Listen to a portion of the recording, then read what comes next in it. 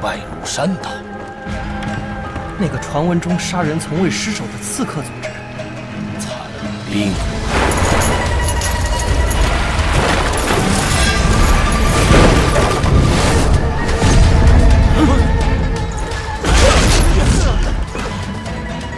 不要慌，速速列阵，拦住他！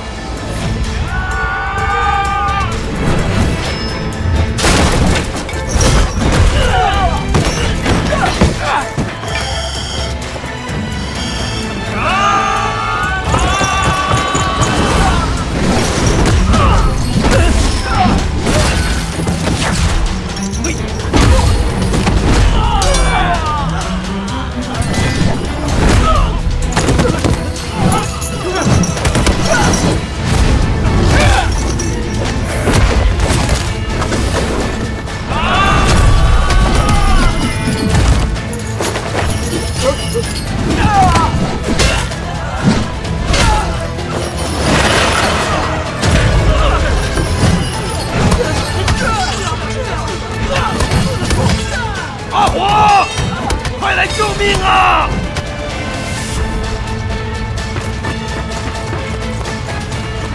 赵公子，赵公子，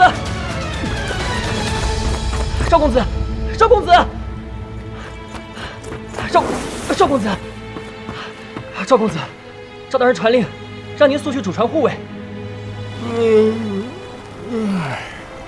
知道了，不用那么大声，我的耳朵一向很灵光。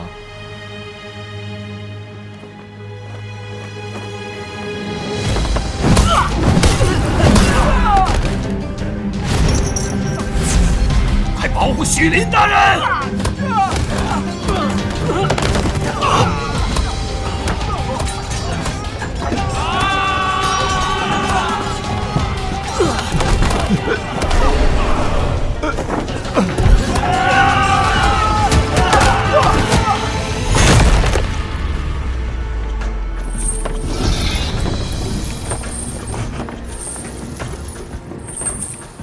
来人，救我呀！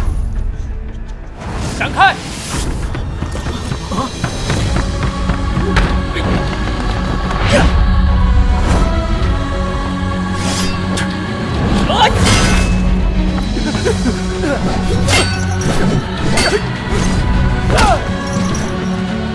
活儿打得好！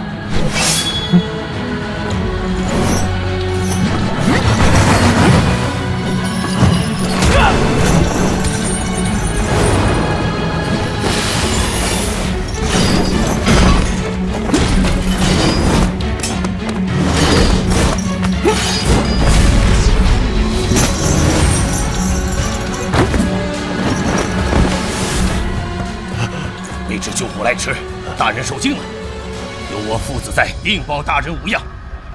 火儿小心，给我杀了他！没问题，不出2招，取你狗命。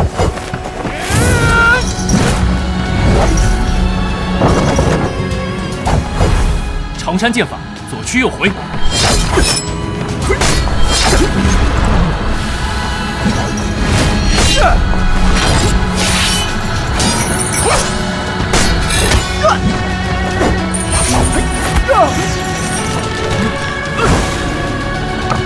给我死！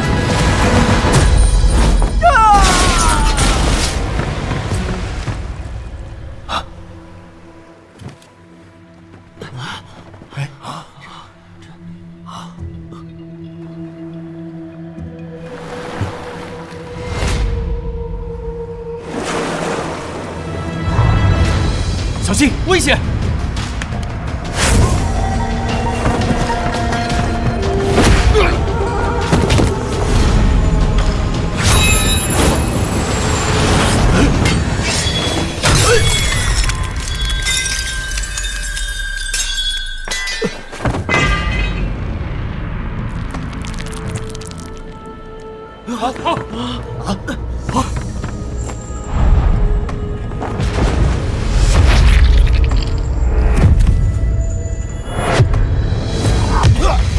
父亲，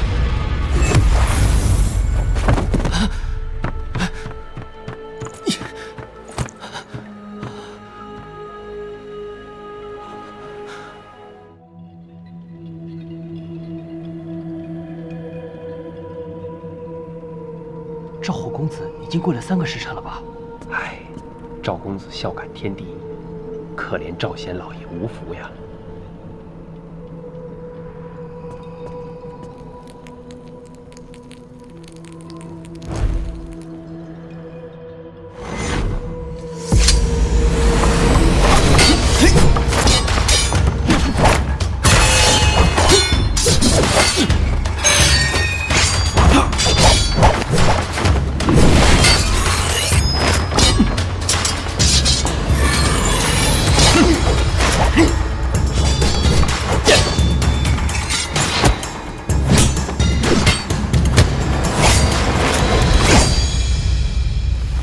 你们是什么人？有位大人要见你，请赵公子跟我们走一趟。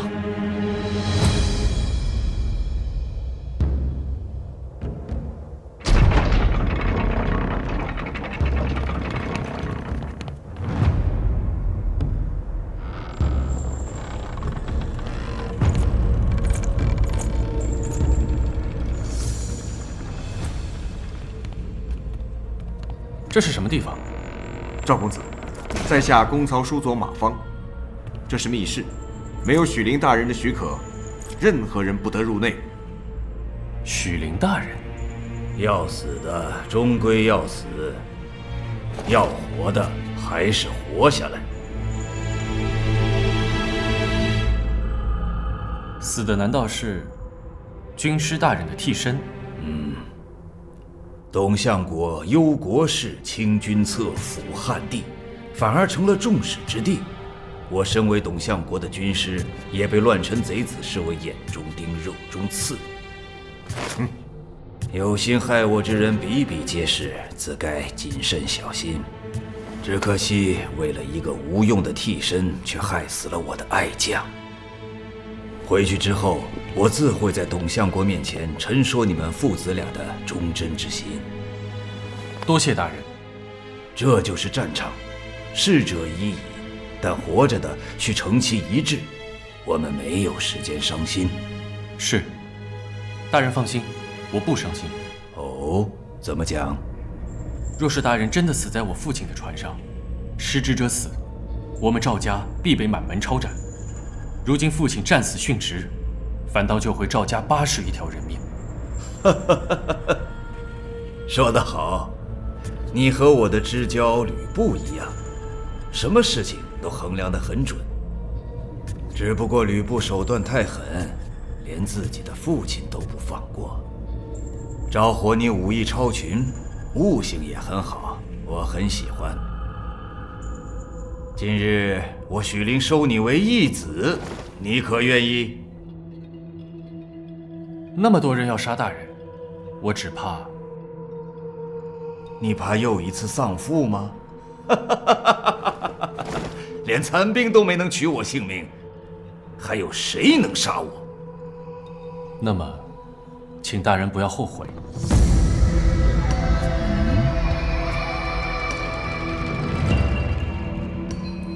你的回答很有趣。大人，残兵中是不是有一个独眼的首领还没有出现？不必慌张，老夫不是已被残兵杀了吗？但是他们还在。什么？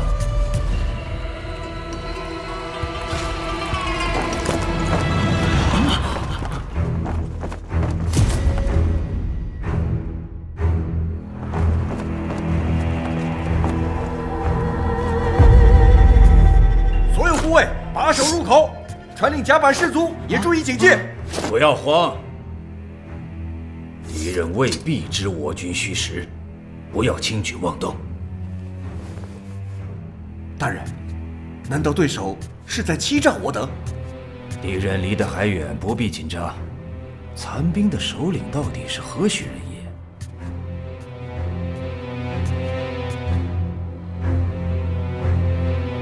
我认识他。1年前，他曾经来过我家。什么？难道你父亲与残兵结交？他为什么来你家？想利用你父亲接近我？是啊，这贼子果然阴险。知道大人身边闲杂人等难以接近。你父亲不会答应他。赵贤绝对不是这种人。父亲不知道他就是杀手，只是与他一见如故，十分喜欢。所以呢？所以收他做了义子。义子？可赵贤曾说你是他的私生子。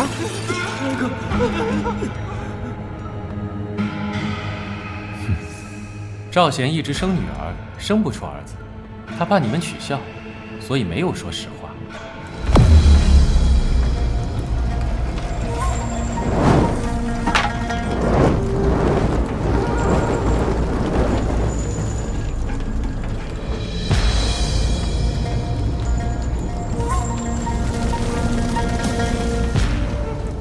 差不多是时候了。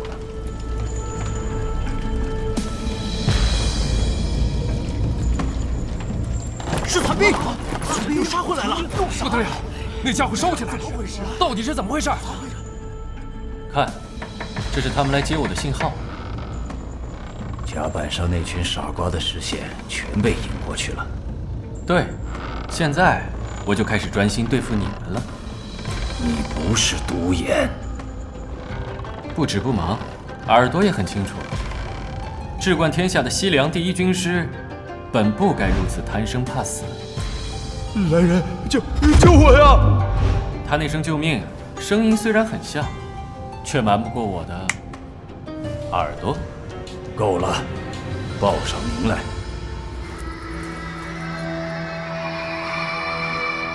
残兵之首，燎原虎，你想到了吗？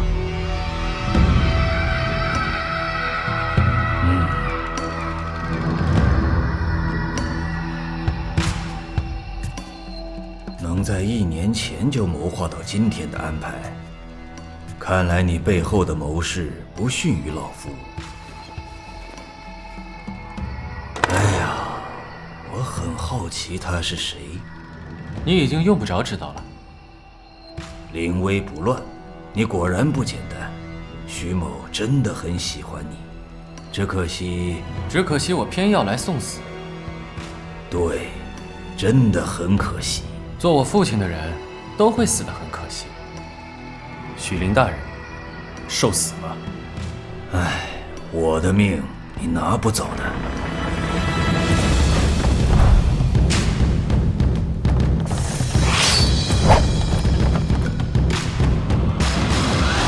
哼，没有后手，岂敢称西凉第一军师？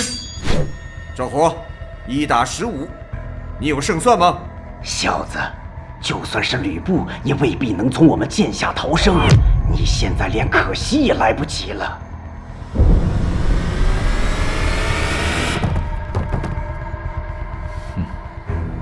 我虽从未见过吕布，但我的理论是，打10几个高手，总比打几百个喽啰来得轻易吧。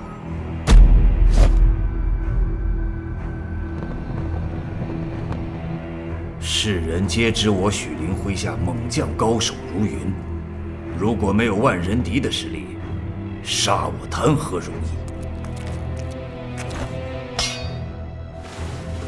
易？一成功，我就拉他上来。梦姐，你准备好了吗？可以。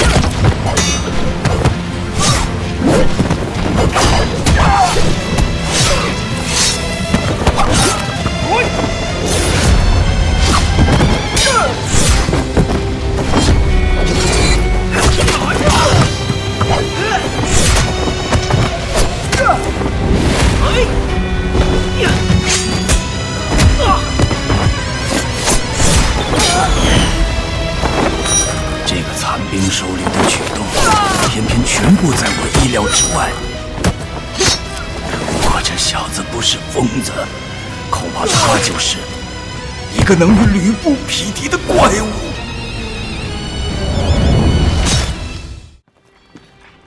今日各位将军在此，刘某不妨以诚相告，为壮大我军士气，编织出独眼杀手这样的传说，正是刘某所为。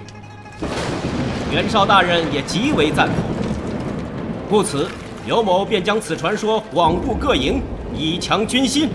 哦，原来一切皆是刘将军的计策呀！末将佩服，佩服佩服佩服！换而言之，我才是那个真正的独眼杀手。哈哈哈哈！敬刘将军，敬杀许灵的英雄，敬刘英雄，敬英雄，敬英雄，干干干了！来干！再喝一杯，来，请。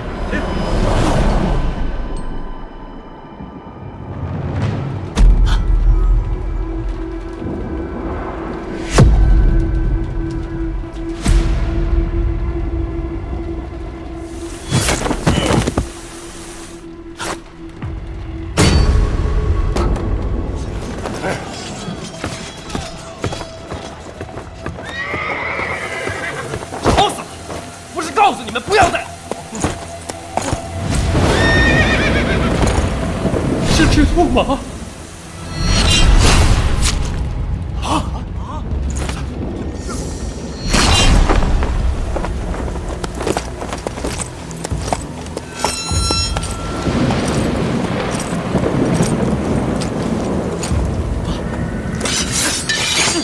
擅闯大营者死！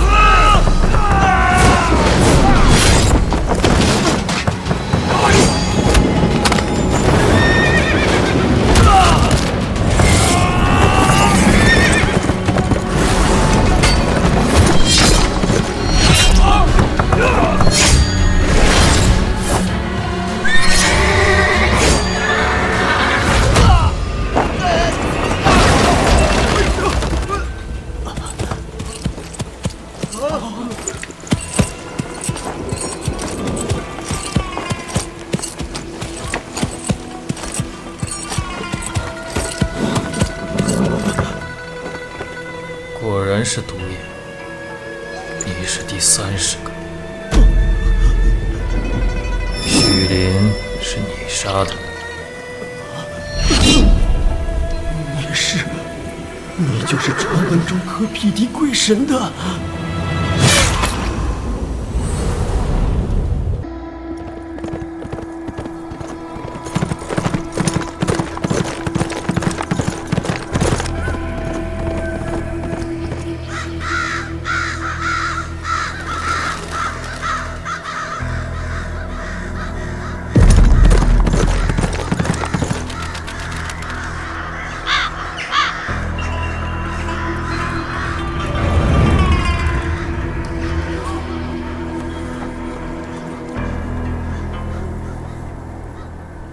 天下第一智囊，你猜一猜，我燎原火今天来这里做什么？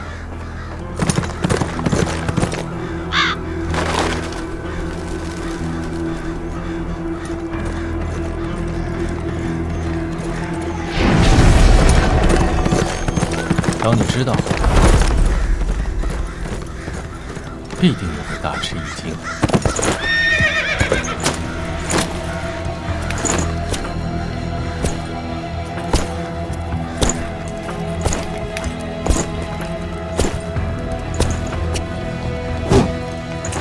吕布大人，终于等到您了。家父因护卫许灵大人而死，请大人为我报杀父之仇。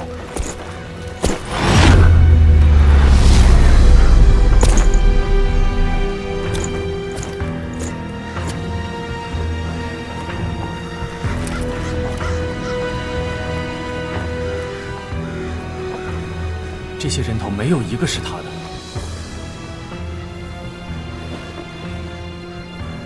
在许大人的船上，我见过他。他身长8尺，声如洪钟，满面刀疤，年约40。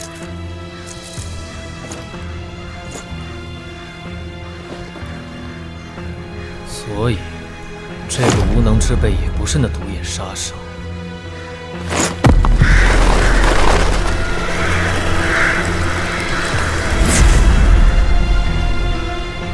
许林兄啊，请指点吕布该如何为你报仇。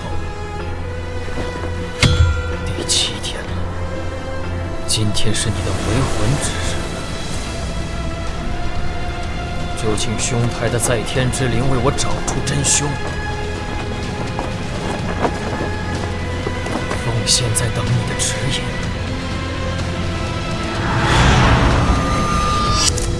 你来了吗？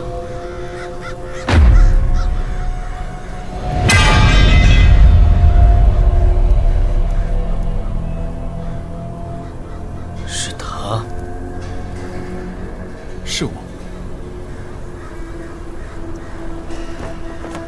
许林大人知道，只有我才可以为他找出真凶。许林兄，这就是你的指引吗？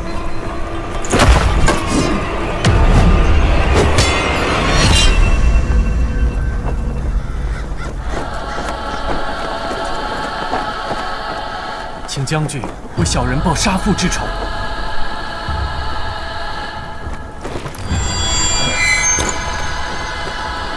赵火，自今日起，你就在我帐下听命。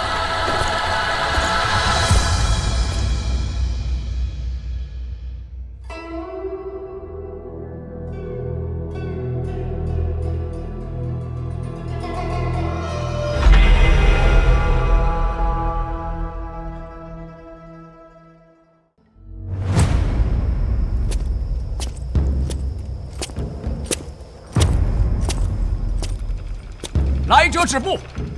巡城校尉赵火有紧急军情禀报吕布大人。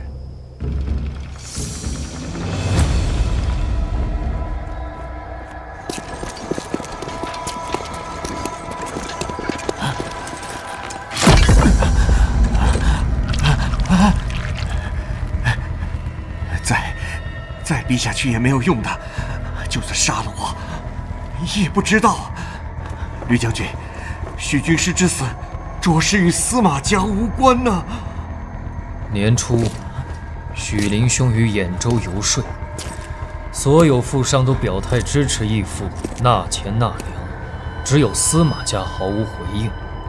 其后，关东乱军起兵，所有富户都被抄家，唯司马家因曾拒绝我们而得幸免。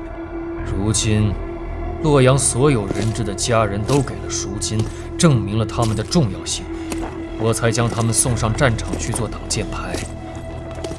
奇怪的是，只有司马家迟迟不交赎金，你才因此得以不必上战场。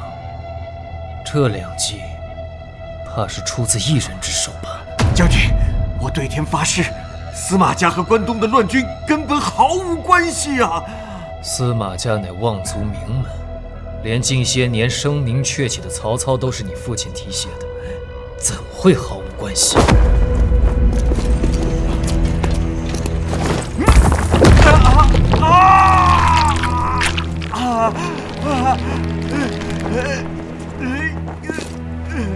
告诉你一个巧合，许林船上死去的15员大将，是被脱手镖刺中要害而死。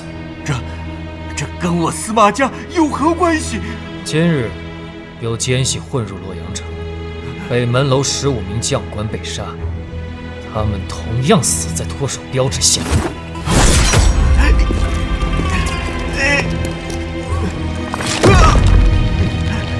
这算什么巧合？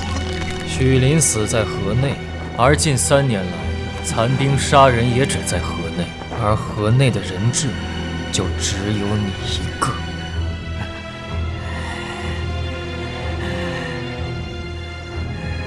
同时，我感觉到杀许林的人也来了。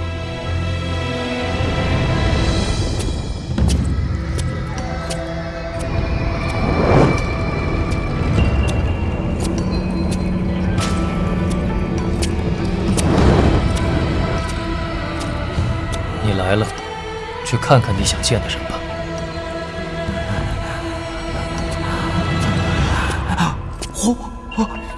怎么会是你？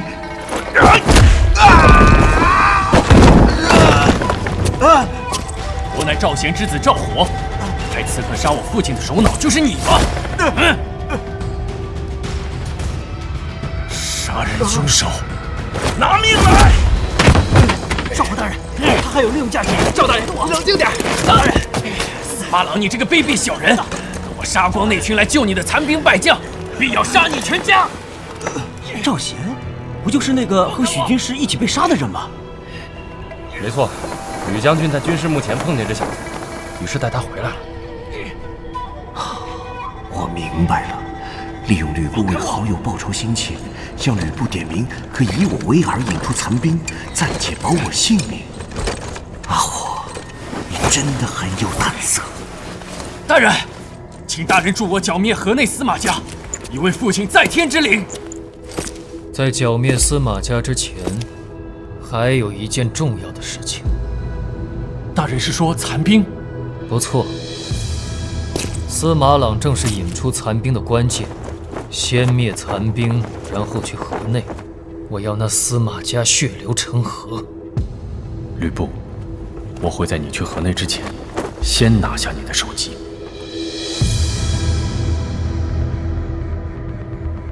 大公子这个眼神的意思是，这个叫吕布的人，并非如想象中那般简单。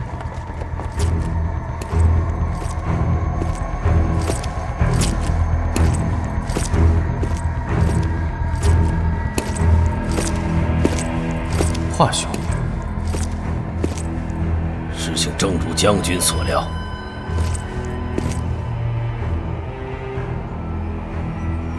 这里有人和关东叛军串通一气，准备里应外合，在祭祖节劫牢救人。而这个人刚刚从我们一直监视的张庄出来。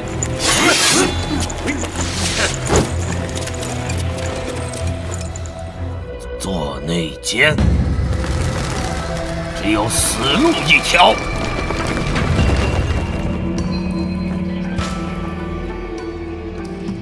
西凉兵越聚越多了，再加上这里归附董卓的禁军，就算残兵全员出动，也难有取胜之望。火，别管我，快走啊！第七营到，还不走？难道你想决一死战？你这怪人！奉贤兄，杀内奸你要多少招5招。 5招杀他，哈哈哈哈！好，我也用5招。5招就想杀我？5招就想杀我？你们以为我是谁？混账！内奸另有其人。俺乃大汉10万禁军教头，调教出名将无数，就凭你也想杀我？元泰，你私通关东叛军。 密谋劫天牢，叛国者只有死路一条。叛国者，哈哈哈哈哈！董卓挟持天子，若非顾及圣上安危，袁某世代忠良，又怎会屈身于董贼之下？若当真放手一搏，我不信此间有人可以胜我。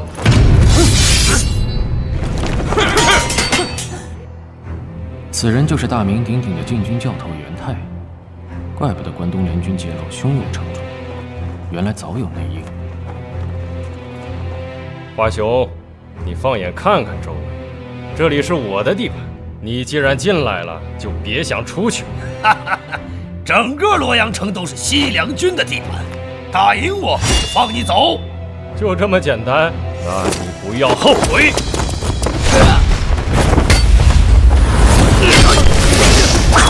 头2下子。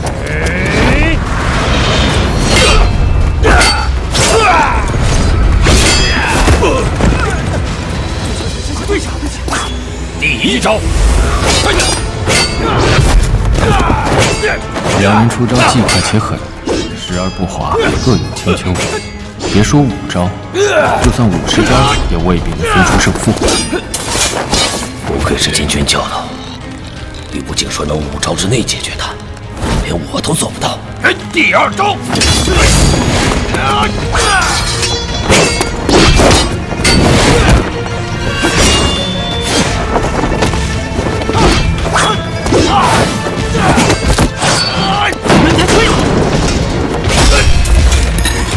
！3招了，华雄，待我教你解释。少啰嗦！你以为我们脚下的武魂是什么？是什么？是防不胜防的武器！啊！我的眼睛！我的眼睛！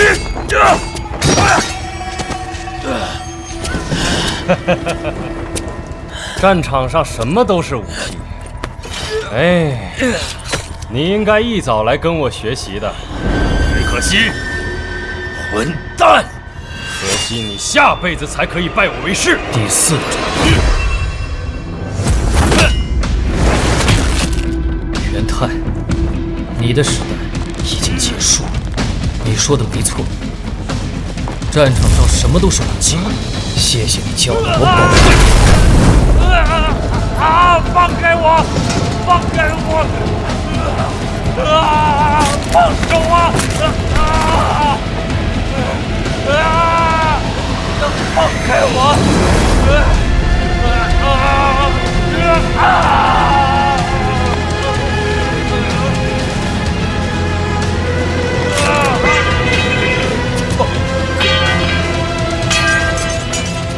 元泰死了，他的部下没有一人敢逃，因为他们知道吕布用不上5招，只用1招就杀了元泰，剩下的4招足够将他们杀光。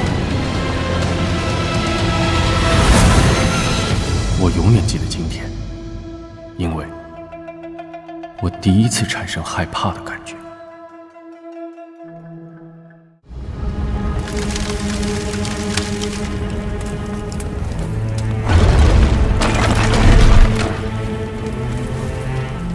义兄，我曾经听你说过，当主义父平定天下之后，你想当洛阳太守，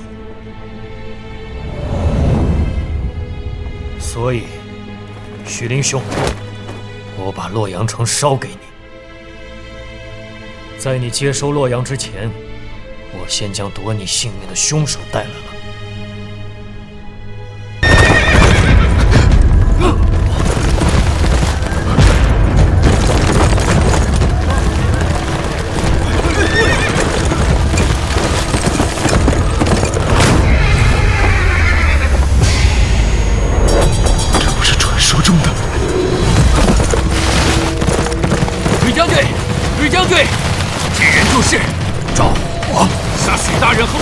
凶手啊！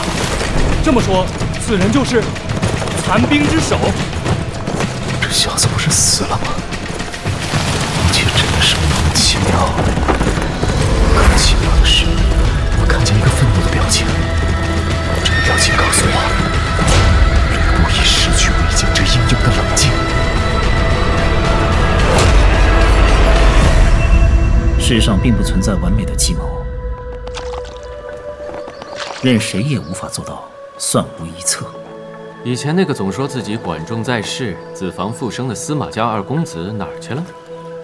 哎，童言无忌。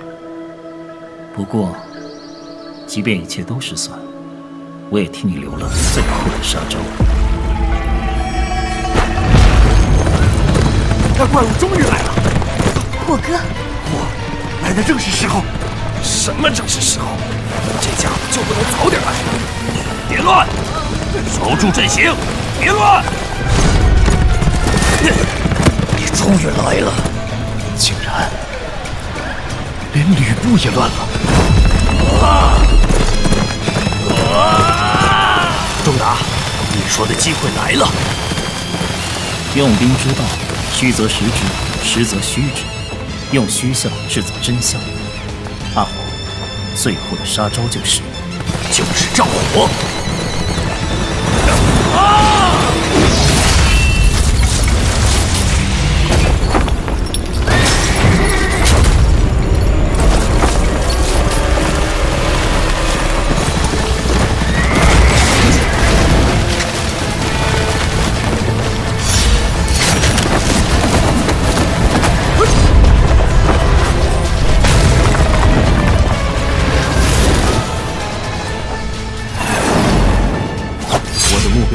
从一开始就不是吕布。董卓，初次见面。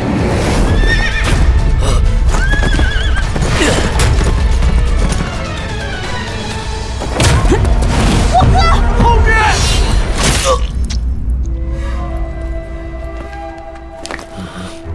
许灵死后，我们一直在找那独眼杀手，想不到这只是一个幌子，更没想到残兵的首领就是你。有件事令我很好奇，为什么你和他们不一样？相传残兵皆为身有残缺之人，可我实在看不出你哪里。怎会如此？他结结实实吃了吕布一击，那小子竟然没事。难道你天生就没有？对，孺子可教啊。他是人吗？人们都说吕布不是人，要我说，咱们这个疯子老大比吕布更不像人呢。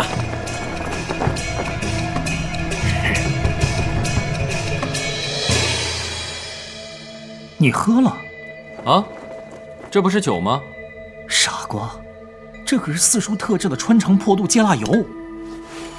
是吗？我还以为是酒。竟然整瓶喝光，你会痛死的。我现在全身暖洋洋的，死应该不会这么舒服吧？你这副鬼身体，与行尸走肉何异？仲达，痛到底是什么感觉？我真的很想知道。想知道什么？想知道一个像你这样的人也会怕死吗？哼，当然。那事情就简单多了。用你这条命换这里所有人的命，怎样？这买卖很划算吧？的确很划算，只是董某也很想知道。想知道什么？有你在这里制住我，其他人方可脱身。那么你自己又要如何脱身呢？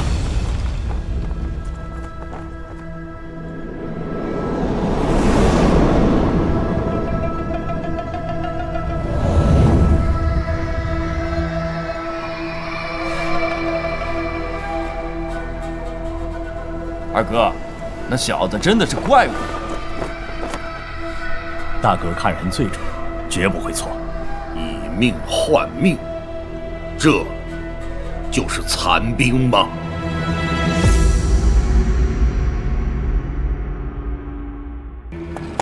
鬼啊！黄盖，这小子杀不得。元朝大人，这小子是西凉军校尉。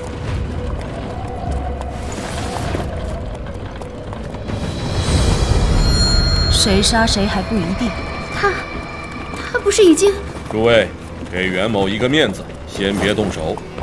大人，知不知道他？我只知道他是这里所有人的救命恩人。你们好啰嗦，想杀我就来吧。是你自己送上门来的，小举，来吧！你的镇定换来了我的信任。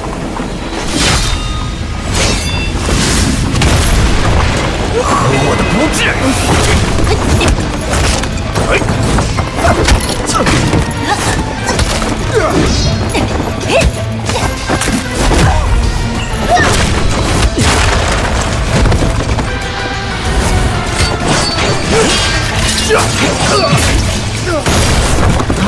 后面怎么了？敌人追上来了，快走啊！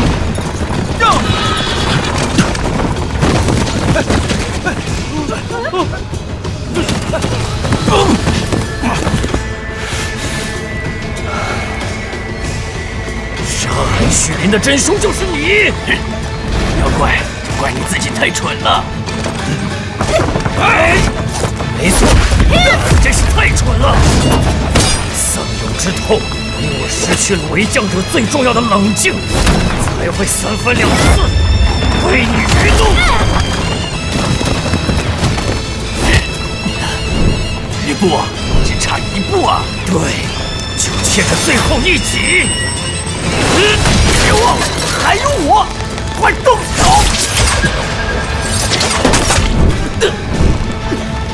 残兵，我最后靠你了。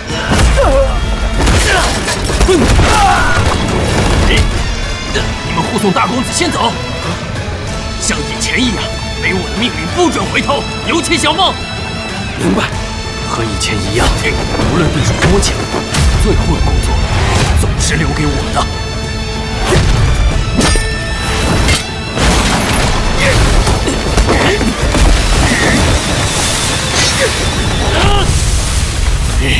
我又见到了这个眼神。那天，那个令我今生第一次感到恐惧的眼神又出现了。不过，现在已经没什么好怕的了。吕布，我救人的任务已经完成了，为徐陵报仇的使命即将完成。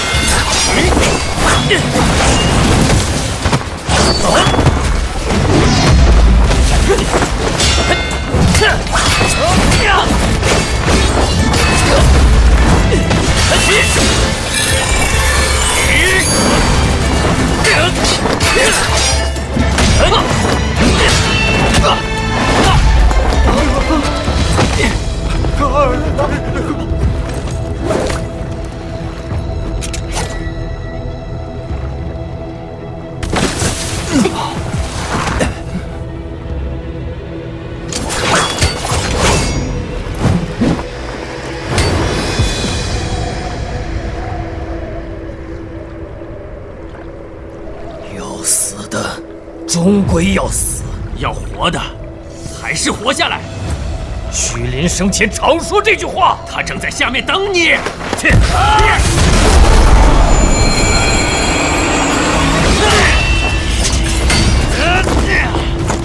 别这样！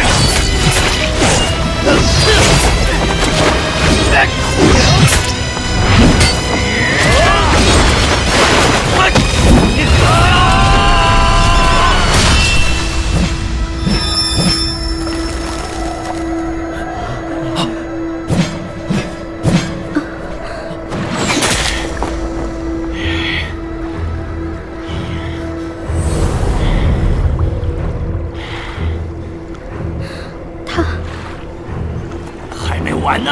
你还没死呢！还能再战？天下竟有这样的武将！他真的是怪物？你和我不一样，吕布啊，你现在很痛吧？痛。重要，痛！痛快才最重要。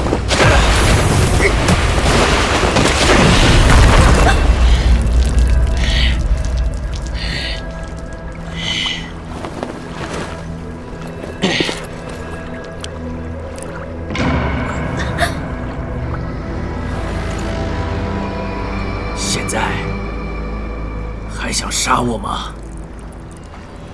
我……小毒妇，看到这个了吗？什么？这可是人中吕布的戟啊！我今天就割爱，用它来换你手上的剑吧。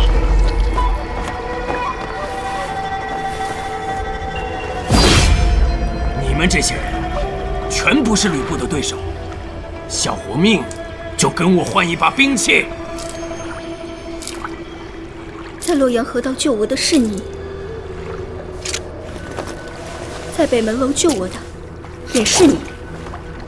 我说的对吗？残兵首领。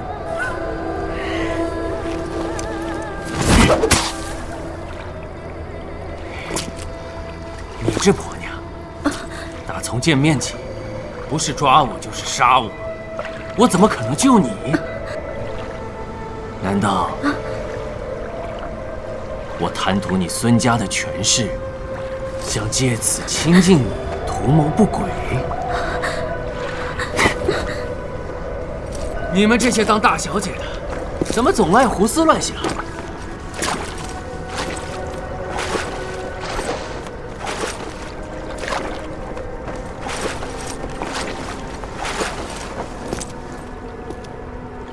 喂，小子，你反悔也没用，剑不会还你的。只要你活着，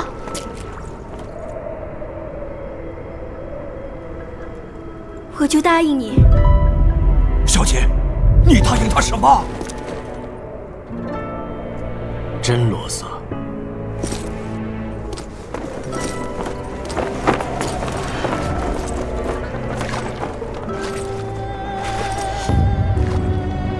胜负会如何呢？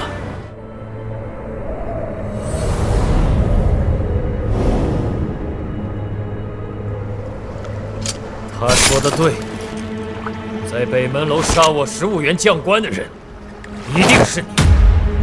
整个洛阳城除了我，只有你才有这个本事。整个洛阳城，也只有你这个傻子，才会3番4次被我愚弄。可惜，愚弄我的人只有死路一条。知道吗？这不会是我最后一次愚弄你。啊！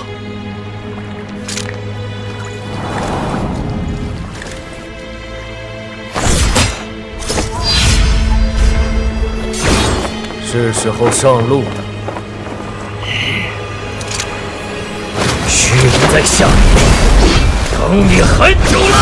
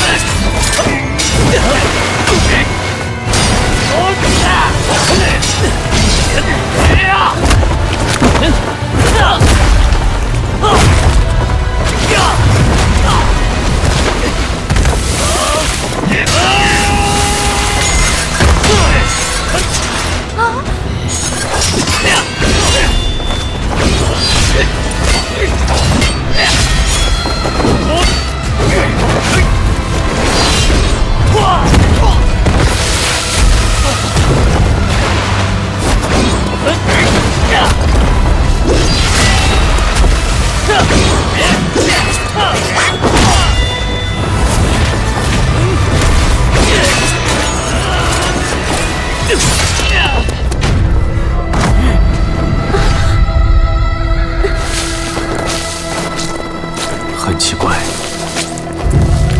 我忽然知道什么是痛了。痛，乃是是源自内心的恐惧，又或者跟这个怪物相比，我忽然像个人了。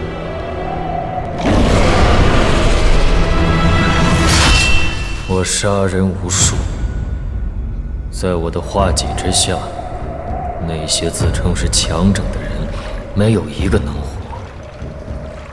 而今天，我用上了2只戟。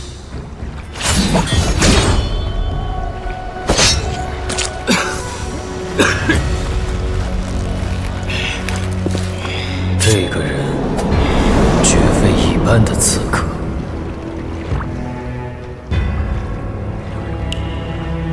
更何况，在他身后，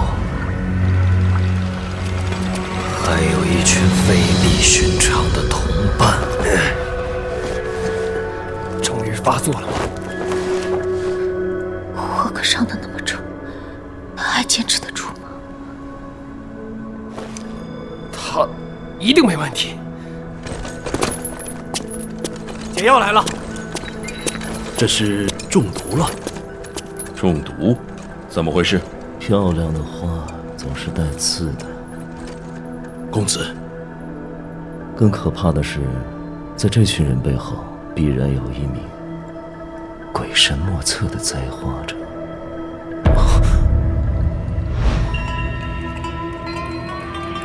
毒药竟藏在口中，我真的被愚弄了。吕布，你现在相信了吗？幸好毒性似乎不深。你若太早中毒，我们挟持董卓救出所有人的大计便难以成功。此计的精髓就在于，你若执意追杀，途中必会毒发。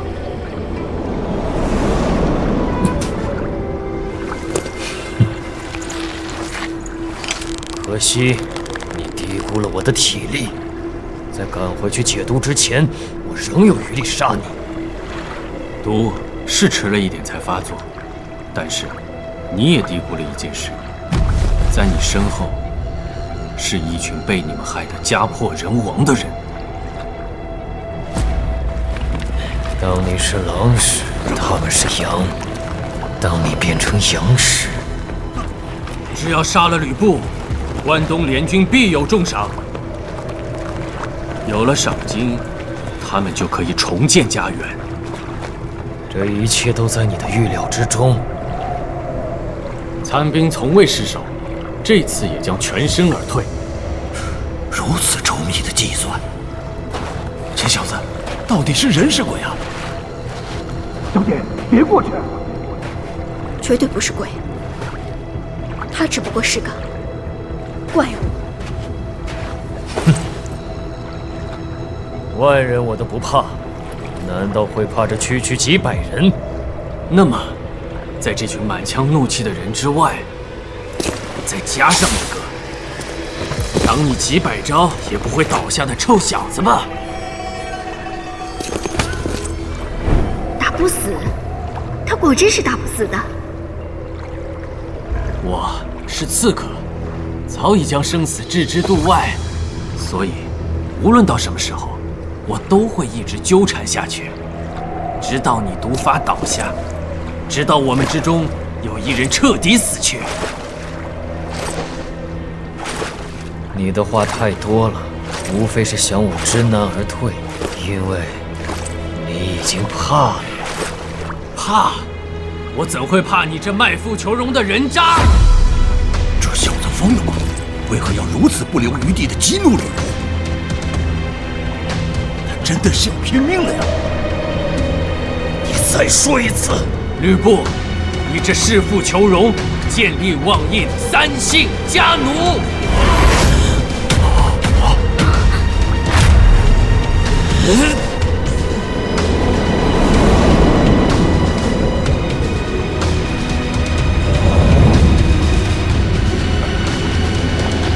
追去，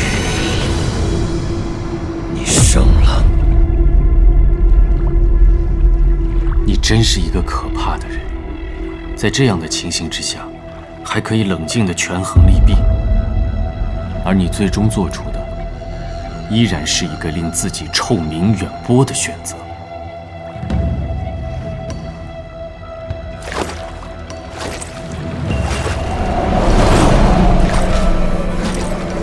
我要杀你，只为报许林的知遇之恩。我当真与你同归于尽，未免太过愚蠢。吕布，你给我站住！我们可没说要放你走。对。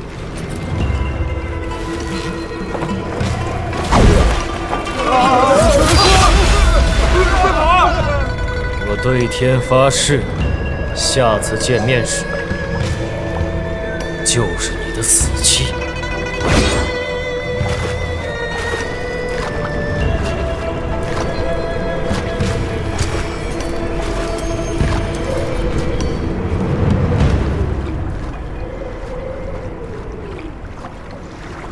继续走，别回头。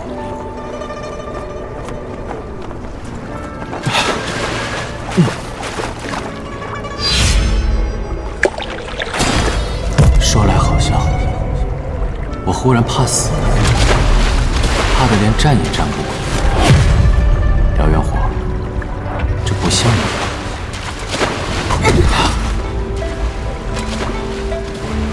错。我就是我。